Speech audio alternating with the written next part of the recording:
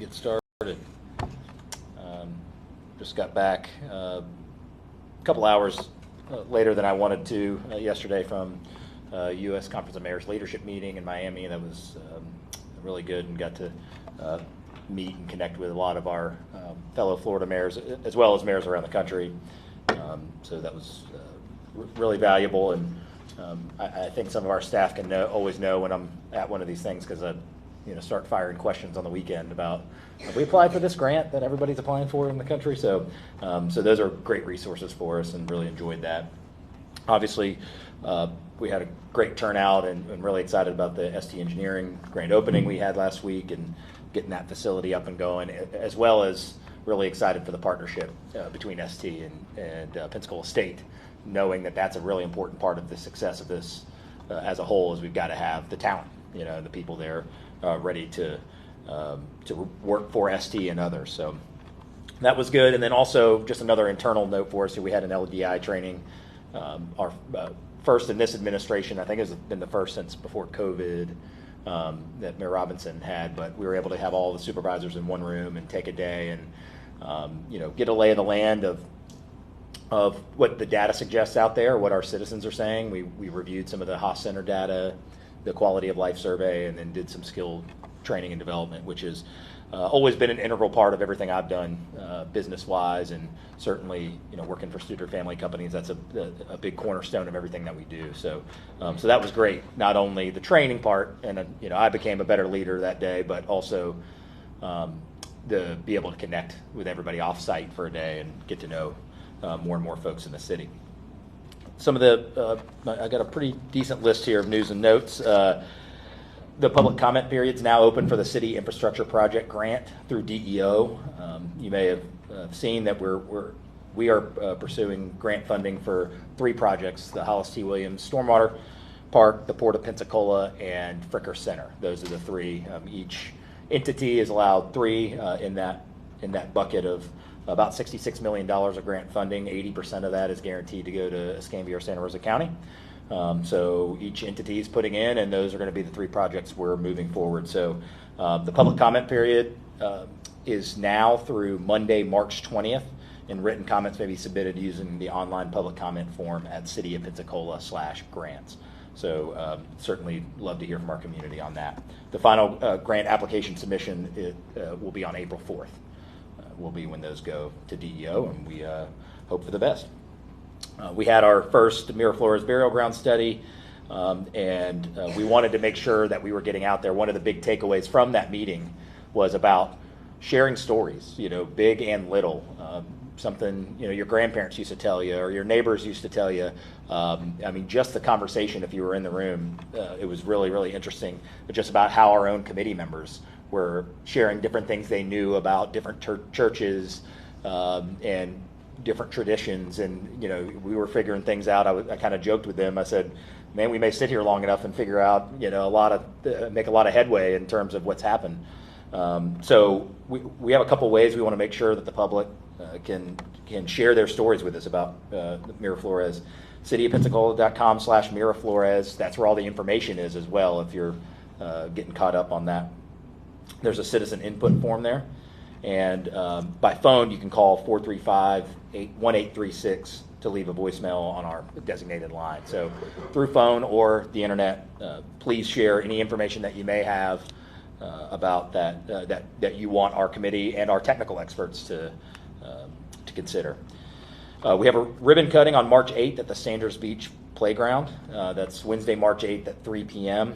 We got a new playground at 913 South I Street, and I can say Caroline Reeves has pilot tested it. That's my neighborhood playground, and I believe it got a 5 out of 5. So excited for that, and it looks really, really good. I'm really excited for the public to get a chance to see that and experience it. Let's see, we've got a How to Do Business with Local Government workshop also on March 8th, and that is from 5:30 to 7 right here in this room, and that's just talking about having a working relationship with our local government, and we're doing that in partnership with ECUA, Escambia County, and the Gulf Coast Minority Chamber of Commerce. A few more things. The Florida Bike Month Slow Ride Race will be here at City Hall Friday, March 10th at 9 a.m. And the public's invited to attend and enjoy watching us compete to see who can cross the finish line last. That sounds like something I could be good at. I'll also present a proclamation at the Thursday council meeting, recognizing March as Florida Bicycle Month. Text to pay, we had mentioned now for weeks about text to pay and getting that online. So we asked how many interactions we have. We've had 3,100 transactions already with pay by text. So I was very excited to hear that number. You know, you roll out something new or you getting the word out there, and you know, with that kind of volume, it feels like that means we're adding some convenience to people's parking experience and their downtown experience. So great news there. Town Hall tonight in District 2 at the Asbury Place Fellowship Hall at Cokesbury Church at 750 College Boulevard. That is tonight with Councilman Charles Barrett at 5:30, and it'll be streamed on Facebook if you can't make it. A couple other last things of note. I haven't had a chance to address the arrests that were the internet crimes against children. There was 11 arrests as part of a joint investigation involving PPD, Escambia County Sheriff's Office, FBI, FDLE, and the Department of Homeland Security. So I'm very, very appreciative for the collaboration, and I'm appreciative of sending the message that you know, people that are coming to Pensacola, Florida to prey on our children should really be thinking otherwise. I was able to talk to some of the police officers about this operation and some of the specifics of it.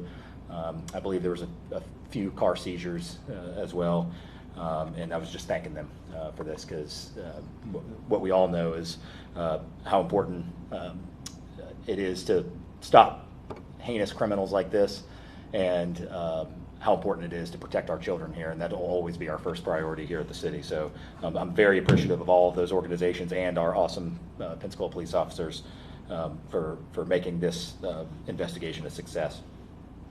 We also received a letter from the Monument to Women's Veterans on March 3rd as a request to be released from its lease at the train station. We plan on working with them amicably and collaborate with them on that. You know, and certainly we wish them nothing but success, whatever their future endeavors are.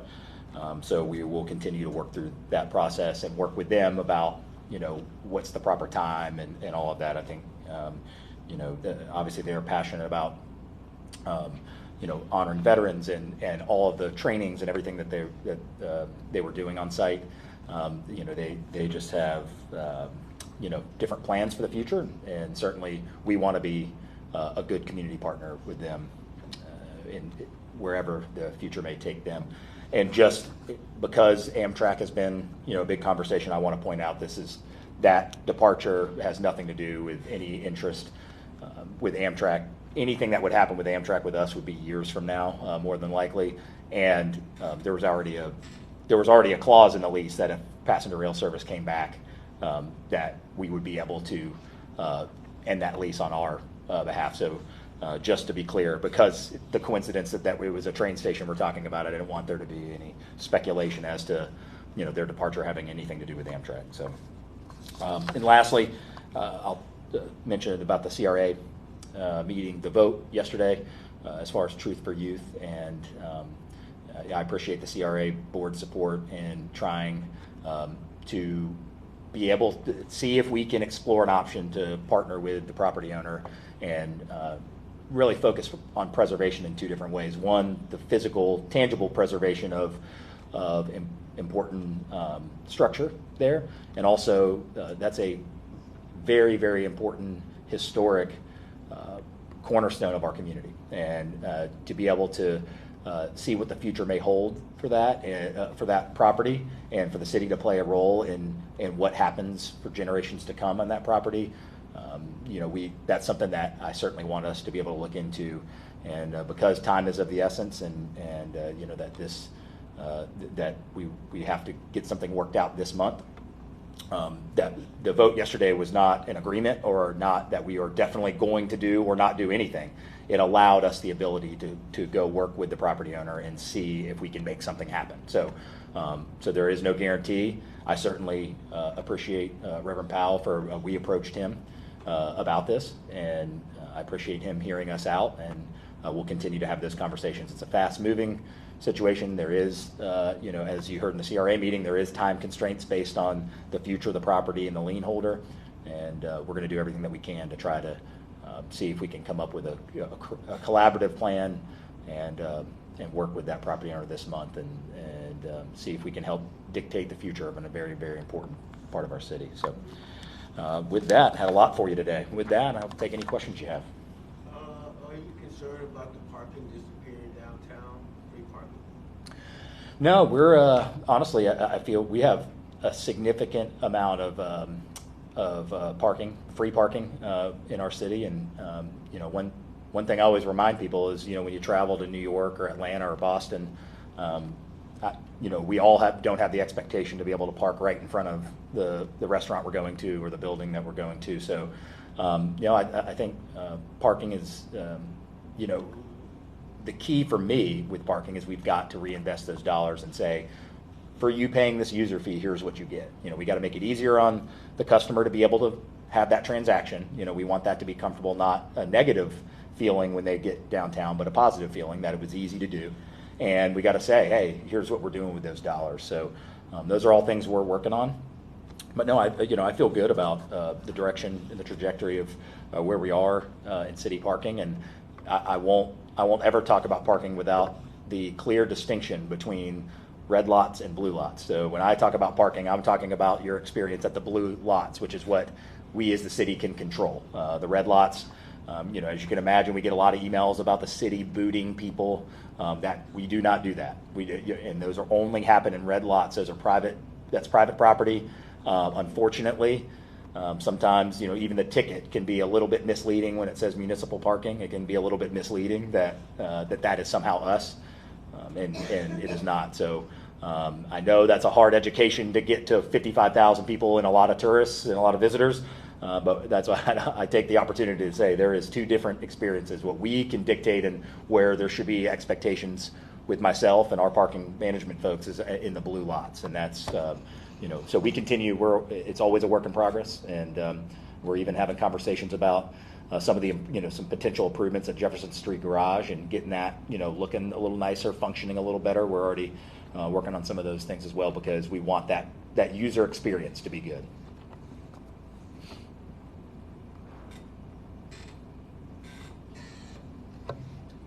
Mayor, the open hangars 2 over there at STE, as Coach Spurrier used to say, we celebrate the win tonight, tomorrow we get in ready for the next game. Phase 3 and 4 on the other side of Langley Avenue over there, can you kind of give us, sort of what you know today about how that's progressing and what the Triumph piece of that may look like? So I can't speak enough to, I would have to get caught up more on how Triumph is involved in that. But let me just speak to, we're having conversations, our airport, myself, with ST. Like every project in the United States of America, you have a price on what hangar 3 and 4 is going to look like a few years ago, and then magically it's a little bit different right now. So, we do have a delta in what that expected cost is, but that is not new territory for us. That's not new territory for ST, who's in this business. And so we continue to have conversations with them. We're looking at different ways that we can bid it and kind of get that delta narrowed down. But what I could tell you is philosophically, I can speak to we at the city, at the airport, are still committed to pushing forward and getting this project across the finish line. And I can tell you from talking with Steven and all his team at ST that they are in the same boat. So so not really anything to be concerned with at this point, other than continuing to work together, try to figure out how we can close the delta of expected to actual, and but I still we are full steam ahead and trying to get that project done. So they are in a design phase right now. Is that the process? Yeah, we had a bid go out, to give us a cost estimate that, again, was probably, I want to say, north of 20% higher than we expected. So again, we go back to the drawing board. We have a meeting with ST. Here's, the delta, and, so we're talking about trying a different bidding process. We also think the timing of the bidding, because of the real spike in construction costs and all of that, we actually think something going out to bid now versus even a year ago might be significantly different. So as we said, we are committed to making that work and partnering with them. And so we're just back to the drawing board. We'll get it rebid and see if we can get the delta close a little bit. Post Skanska, that laydown property over at Sanders Beach. Mm-hmm. What is the city's position? And I know that's private property, but what's the city's position? Because Mayor Robinson in the past have talked about future uses of that property. Is there anything you can share with us about the city's view of that? Yeah, we're exploring options there. We've had some very preliminary conversations with the property owner, just gauging interest. It's private property. When it's private, it's kind of like the truth for use situation. It's private property. At the end of the day, that's not something we dictate, but we don't want to miss opportunity either. If there's 21 and a half acres with water access, on the bayou that can provide some value to us as a city, certainly it's my job and our team's job to explore that. So there's nothing concrete in that other than just merely conversations. Obviously, that there'd be a price tag to that, and we would have to figure out how to make that work. And there's also, understand let's just talk about from a water access standpoint. You got a bridge there. You have a much shallower draw there than, say, at the port. So, it couldn't just be anyone that would go in there either. It would have to be kind of the right fit, and who would we want to attract, and transportation access, rail access. There's a lot of things to consider to ensure that brings value to the city. So, but what I can say is that we are exploring that, and we are, because of the size of the parcel, because access to waterfront is finite in the city of Pensacola, right? It's not infinite. We don't get to just pick and choose that all the time. So those are conversations we're having, and we'll see where those progress.